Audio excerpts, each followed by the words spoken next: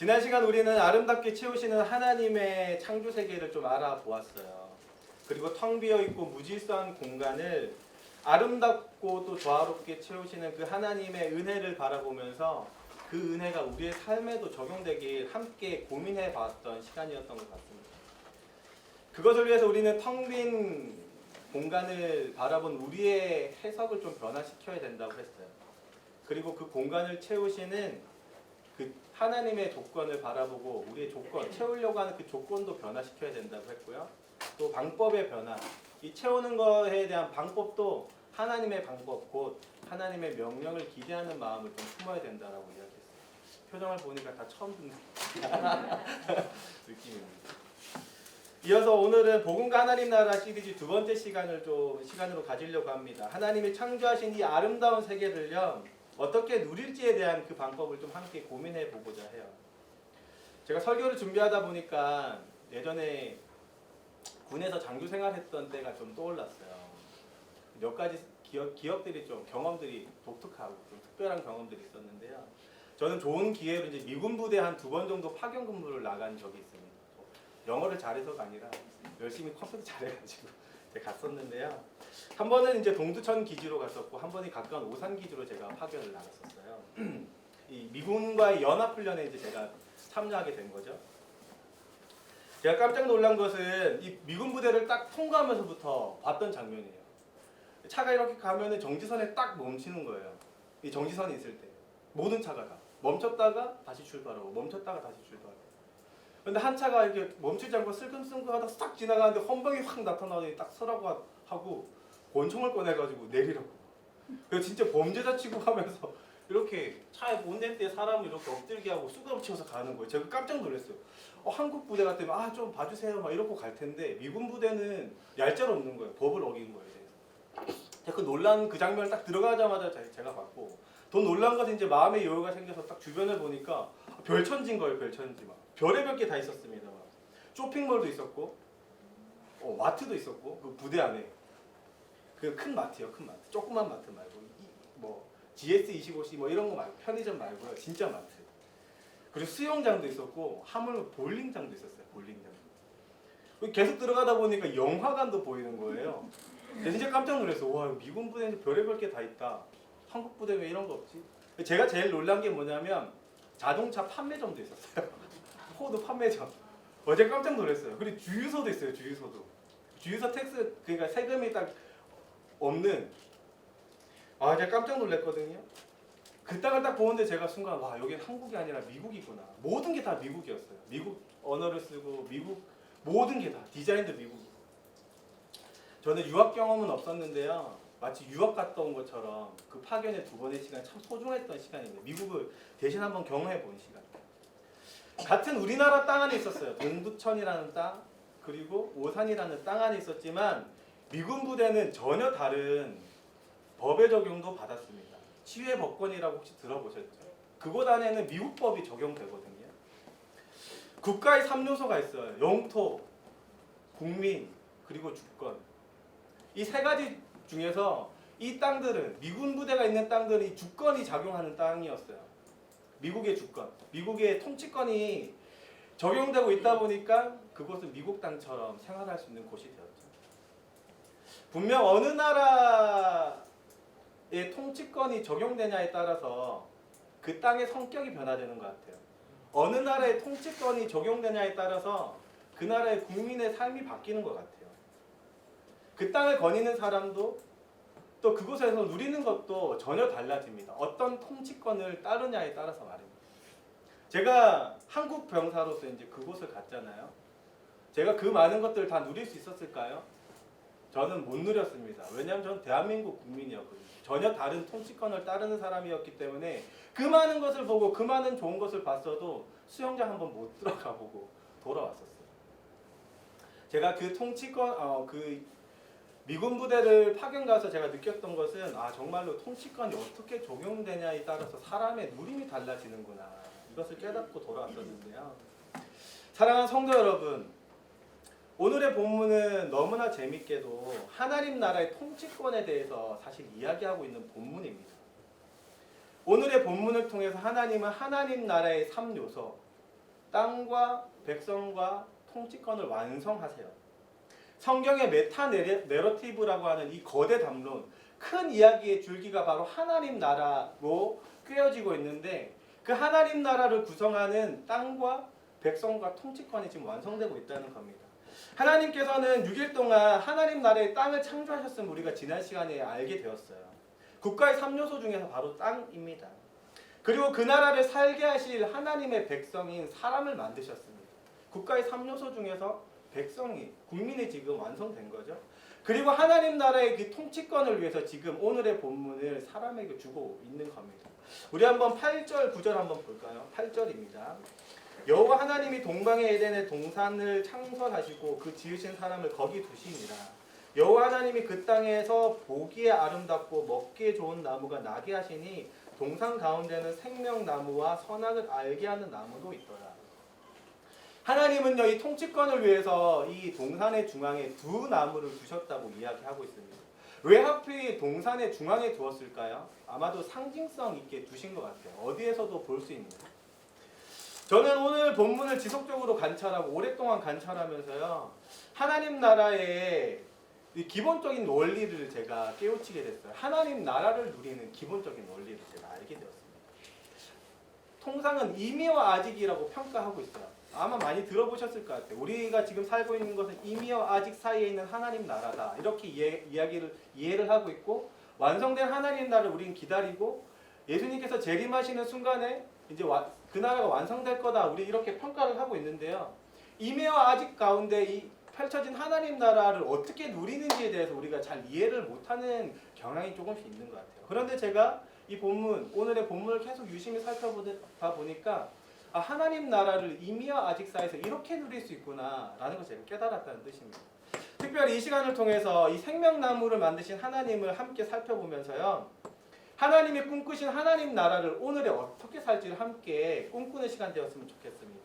또 특별히 완성될 하나님 나라를 바라보면서 오늘을 하나님 나라로 살아가기 소망한 우리의 마음들이 이 시간 말씀을 통해서 좀 펼쳐지길 주님의 이름으로 축복합니다.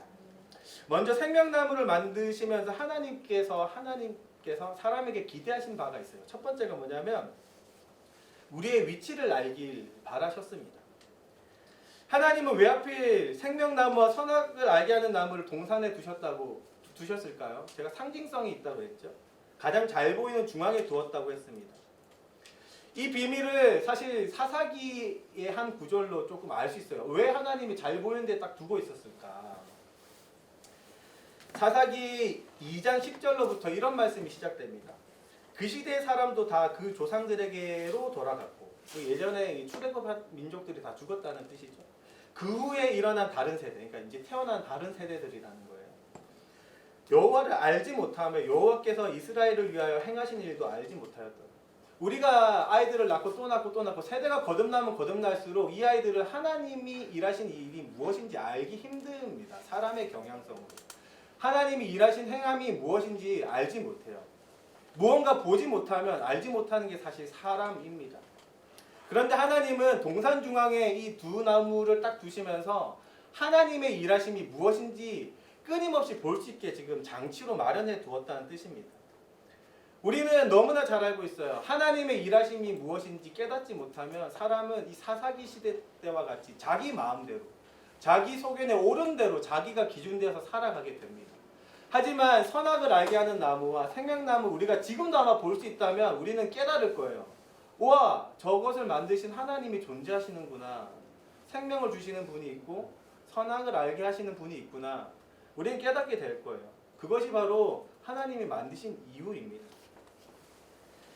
이 땅을 창조하신 하나님, 우리가 어떻게 알 수 있을까요? 당시에 아담과 하와는 어떻게 알 수 있을까요? 눈으로 보는 하나님뿐만 아니라 이 선악을 알게 하는 나무와 생명나무를 통해 알 수 있는 거죠. 곧 창조주와 피조물을 구분하는 유일한 수단이 바로 이 생명나무와 선악을 알게 하는 나무였어요. 제가 이 선악과를 이제 생각하다 보니까 옛날에 또 하나 기억이 나는데, 대부분 선악과 하면 이런 생각해요. 왜 하나님은 선악과, 생명나무만 좀 두시지 선악과를 두셔가지고 왜 사람 유혹시키고 죄에 빠지게 만들었냐는 거예요. 대부분 아마 이렇게 생각할 거예요. 저희 셋째 삼촌마저도 그렇게 막 이야기하더라고요. 1시간 반 동안 논쟁을 하고 막 그랬던 기억이 나요. 여전히 하나님의 그 선하신 계획을 이해하지 못하는 사람은 이 선악과는 왜 존재하는지에 대한 이해를 하지 못하지만, 그리고 또 이 선악과를 보면서 이렇게 하나님을 또 생각하죠. 아, 하나님 왜 이렇게 치졸하게, 옹졸하게 잘 보이는 곳에 또 선악과를 둬가지고 또 유혹받게 하고, 하나님 선하신 거 맞아, 이렇게 반문하기도 합니다. 하지만 자세히 살펴보면요, 오늘의 본문은 하나님은 선악과를 잘 보이는 곳에 두셨지만 선악과를 먹으라고 하시지는 않았어요. 잘 보면 하나님은 선악과를 우리에게 유혹거리로 준 게 아니라 더 많은 누릴 것을 우리에게 사실 주셨어요. 16절입니다. 동산 각종 나무의 열매는 내가 임의로 먹되, 이렇게 표현되어 있어요. 우리는 동산하니까 이렇게 생각해요. 그냥 집 주변 뒤에 있는 동산, 조그만 동산 정도로 생각하죠. 거기에 나무 하나 딱 보이면 고구마 딱 보일 것 같죠. 그런데 하나님은 지구를 창조하시고 온 땅을 하나님이 우리에게 주셨다고 제가 지난 시간에 이야기했습니다. 우리가 누릴 수 있는 것은 정말 많았어요. 수천 가지, 수조 그루의 나무가 아마 있었을 겁니다. 수십만 가지의 열매들이 있었을 거예요. 우리가 누릴 수 있는 그 많은 것 중에서 딱 한 가지만 하나님이 먹지 말라고 이야기했습니다. 먹지 말라는 이유가 뭐였을까요? 하나님이 명령권자라는 걸 인식시켜 주시는 거예요. 너가 다 누릴 수 있지만, 네가 이 땅 가운데 왕으로 살겠지만, 네가 이 땅을 경작하고 지키면서 번성하고 정말로 땅에 충만하고 왕처럼 살겠지만, 네가 진짜 명령할 수 있는 왕은 아니라고 인식시켜주는 유일한 수단이 바로 선악과라는 뜻이에요. 근데 사람은 이 많은 누리는 걸 바라보지 못하고 그냥 단 한 가지 이 선악과만 바라보고 있다는 거예요. 사랑하는 성도 여러분, 우리는 먼저 하나님의 통치권을 이해하기 위해서는요, 우리의 시각을 선악을 알게 하는 나무에서 생명나무로 좀 옮겨와야 합니다. 하나님은 옹졸하신 분이 아니에요. 선악과를 통해서 유혹을 주시는 분이 아닙니다. 선악과는 하나님의 통치권이 어디에 있는지 알려주는 수단이에요. 그것을 보는 것이 아니라 우리에게 주신 생명나무와 우리에게 주신 누릴 많은 열매들 우리가 바라봐야 합니다. 하나님이 주신 복들을 바라보고 그것을 누려야 합니다. 그 시작은 뭐냐면 첫 번째, 내 위치를 아는 거예요. 선악과를 딱 한번 먼저 보고, 아, 나는 피조물이구나. 그리고 모든 복은 하나님으로부터 시작되는구나. 내가 왕이 아니구나. 여기서부터 시작된다는 뜻입니다. 아마 아담과 하와도 최초에는요, 이 선악과를 보면서 이렇게 생각했을 거예요. 와, 나의 한계가 있구나. 내가 왕이 아니구나. 나에게 명령하시는 분이 있구나. 단 한 절로 먹지 마라 명령하신 분, 나보다 크신 분, 나의 삶을 주관하시는 분이 있구나. 이렇게 인식했을 겁니다. 사랑하는 성도 여러분, 그런데도 불구하고 우리는요, 계속해서 우리 눈에 어느 순간부터 이 두 그루의 나무조차도 보이지 않습니다. 선악과도 보이지 않고 생명나무도 보이지 않아요. 어느 순간부터 이 땅의 주인이라고 여기고 내 하고 싶은 대로 살고 있습니다. 내 눈앞에 두 그루가 사라진 거죠. 하나님의 통치권의 상징이 사라져 있습니다. 어느 순간부터 내 삶이 영원할 것처럼 살아가요. 내가 누리고 있는 게 영원할 것처럼 생각하고 내가 누릴 것은 내가 만들 수 있다 착각하고 있습니다. 하나님의 통치권을 지금 잃어버리고 있는 거죠. 그런데 정말 그렇습니까? 우리 성도님들 삶을 살아갈 때 한번 뒤를 돌아보셨을 때 내가 원하는 대로 삶이 이루어졌습니까? 내 뜻대로 잠시 잠깐 되어 보이는 때가 있을 수 있습니다. 하지만 유심히 살펴보면 모든 것이 다 통치권을 가지신 하나님의 뜻대로 통치하시는 대로 우리의 삶이 이루어지는 것을 볼 수 있겠다. 우리 주변에 한번 보세요. 오늘 하루도 비명 행사하는 사람이 얼마나 많습니까? 우리의 삶은 너무나 유한하고 언제 그 끝이 있을지도 모르는 게 우리의 삶입니다. 그렇다면 우리는 어느 자세로 이 땅을 살아가야 될까요? 우리는 어느 자세로 아이들을 이 땅을 살아가라고 우리가 가르쳐야 될까요?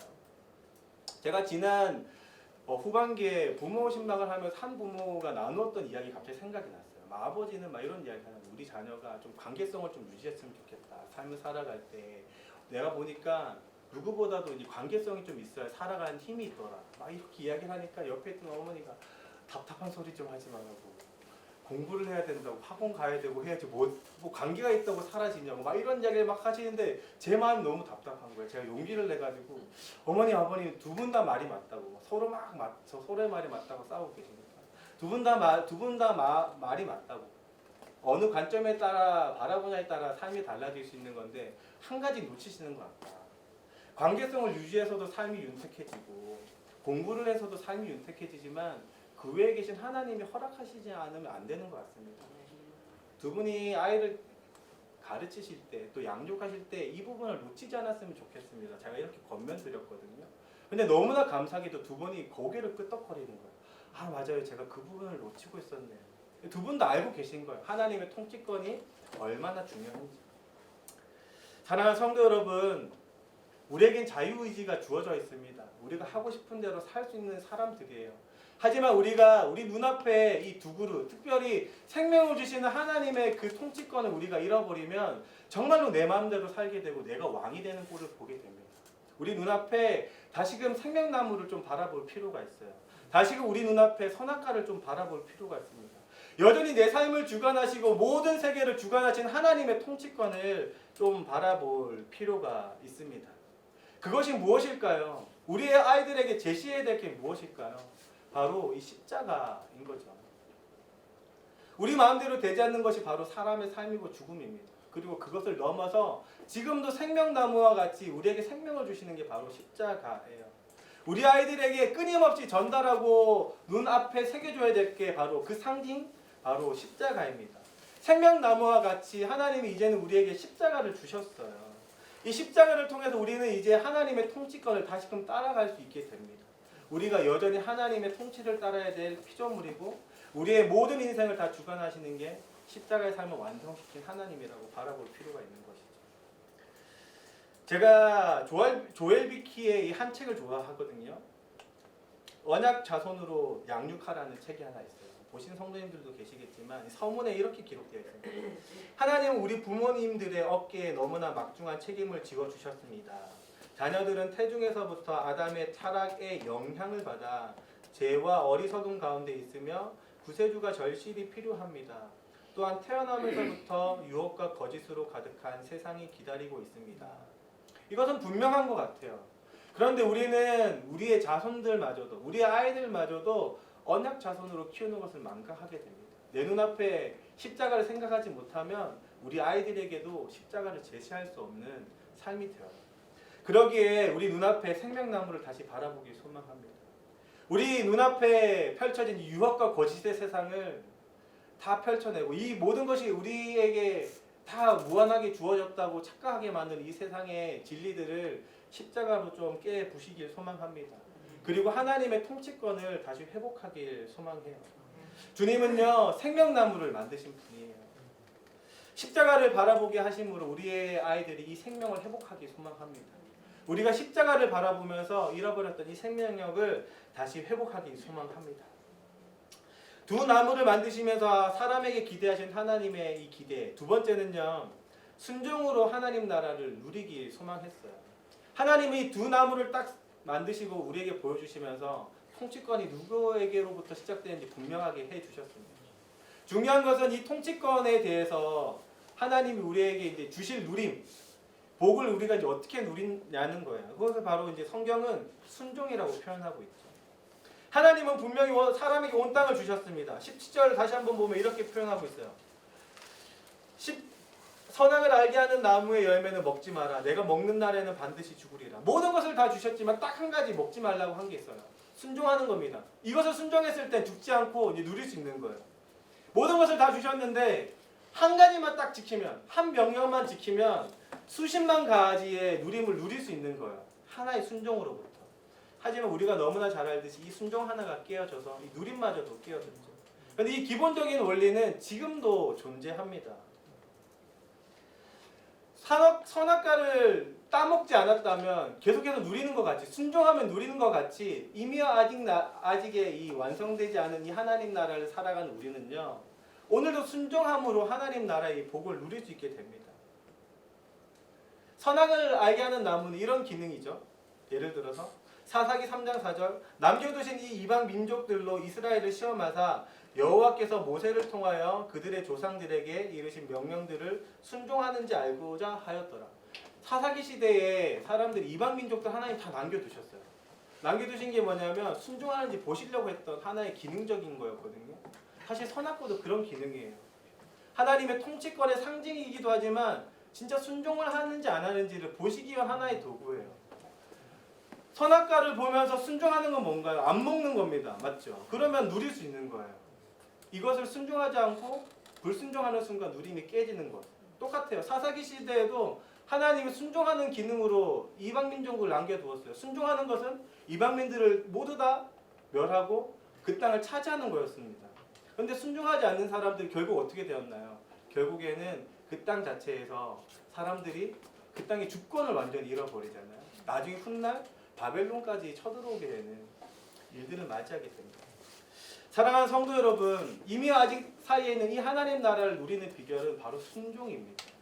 선악과를 따먹지 않았던 하나님의 명령을 지켰던 그 순종과 같이 오늘도 하나님의 명령을 우리가 순종할 때에 오늘 하나님 나라의 복을 우리가 진짜로 누릴 수 있게 돼요. 이웃을 사랑하라는 하나님의 이 명령을 우리가 지켜갈 때에 오늘 하나님 나라의 복을 진짜로 누리게 됩니다.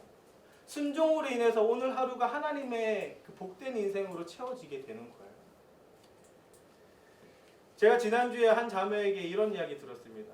목사님, 제가 먹고 싶은 과일이 있는데 누가 이게 선물 주라고 해가지고 선물을 줘야 된다는 거예요. 그래서 그 선물을 저에게 주셨어요. 이분이 그 생전 한 번도 못 먹어본 과일이래요. 자기가 그 돈을 얼마나 사 먹고 싶었겠어요, 그죠? 근데 그것을 사랑하라는 이유 하나만으로 저에게 이제 주신 거예요. 그런데 이분이 이제 간증하는 게 뭐냐면 제가 이렇게 줬는데 너무나 깜짝 놀라게도 그 주는 순간 누군가 그 과일을 자기에게 선물을 줬다는 거예요.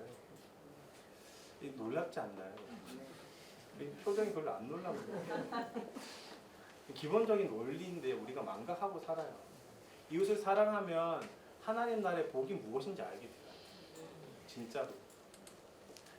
제가 그래서 이 자매에게 이렇게 표현했어요. 이제 하나님 나라의 복을 어떻게 누리는지 조금씩 경험하기 시작했네요. 아마 앞으로 더 나누고 싶어질 겁니다. 더 사랑하고 싶어질 겁니다. 왜냐하면 채우시는 하나님의 복을 알게 되고 나눠주는 만큼 더 풍성해지는 하나님 나라의 복을 알게 될 것이기 때문입니다. 제가 이렇게 설명해 드렸거든요. 사랑하는 성도 여러분, 진짜 순종하는 인생은 하나님 나라를 진짜 맛보게 합니다. 이웃을 사랑하는 그 마음 하나로 얼마나 하나님 나라가 풍성한지 오늘은 우리가 경험하게 되어요. 내가 그 나눠주는 그 조금의 순종이 지금 되지 않아서 하나님 복이 지금 막혀있다고 생각하시면 오히려 우리는 지금 마구마구 하나님 나라의 삶을 그 복을 위해서 많은 것을 지금 우리가 나눠줘야 할 겁니다. 저도 예수님을 만나고 나서 딱 한 가지 변한 게 있다면 이 재물을 쓰는 방향이 바뀐 거예요. 이 사람은 이렇게 팔이 안으로 굽잖아요, 그죠? 사람 모든 게 다 자기가 취하려고 해요, 사실, 그죠?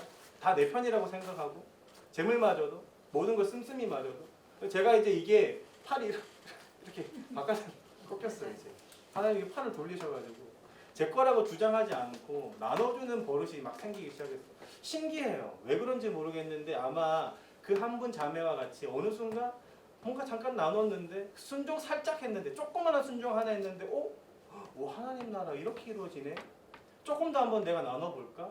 조금 더 나눴는데 또 이루어지네. 조금 더 크게 나눠볼까? 또 이루어지네. 이러다 보니까 아내와 저는 이 통장 하나가 지금 딱 만들어져요. 항상 이렇게 누군가 주셔도 반만 딱 취하고 반을 항상 흘려보내고 또 항상 여유가 있으면 항상 모아놓고 또 누구에게 흘려보낼 준비를 합니다. 사랑하는 성도 여러분, 하나님 나라는 오늘도 지금 이루어지고 있습니다. 정말로 모든 것을 주신 하나님 나라의 복이 지금 존재하고 있어요. 이것을 어떻게 누리냐면 바로 순종함입니다. 조그마한 이 순종함으로 하나님 나라의 복을 누리는 저와 여러분 되길 주님의 이름으로 축복합니다. 중요한 것은 우리가 순종하기 정말 쉬울까요? 쉽지 않죠? 쉽지 않죠, 그죠? 우리 이준이가 어제 저에게 이렇게 이야기하더라고요. 아빠는 좀 화를 줄일 필요가 있어. 요즘 들어 자기한테 화를 너무 많이 낸대요. 제가 몇 주 전에 화를 내지 말자고 제 스스로도 감동해서 선포해서 순종 안 되는 게 우리입니다. 그러기 우리가 기도해야 해요. 성령 하나님께서 우리 안에서 역사하시고 순종한 힘을 주세요. 예수님이 왜 십자가에서 죽으셨을까요? 아까 우리 진경란 순자님께서 말씀하신 바 그대로 언약을 이루신 겁니다. 새 언약의 뜻이 뭔가요? 내가 네 마음을 새롭게 하고 내가 네 마음을 변화시켜서 너는 하나님 말을 내 말을 못 따르고 못 순종하지만 내가 내 영을 부어주어서 순종하게 하리라. 이게 바로 새 언약이고 하나님의 통치를 회복하는 길이었습니다. 유일한 길. 우리가 순종하지 못할 때 내 힘의 근력을 하려고 하는 게 아니라 하나님 오늘도 하나님이 나에게 부어주신 성령으로 순종하게 하옵소서. 그리고 순종함으로 하나님 나라를 오늘도 살게 하여 주시고 이렇게 함께 기도하는 우리 모두 되길 주님의 이름으로 축복합니다. 우리 함께 찬양하며 나가겠습니다.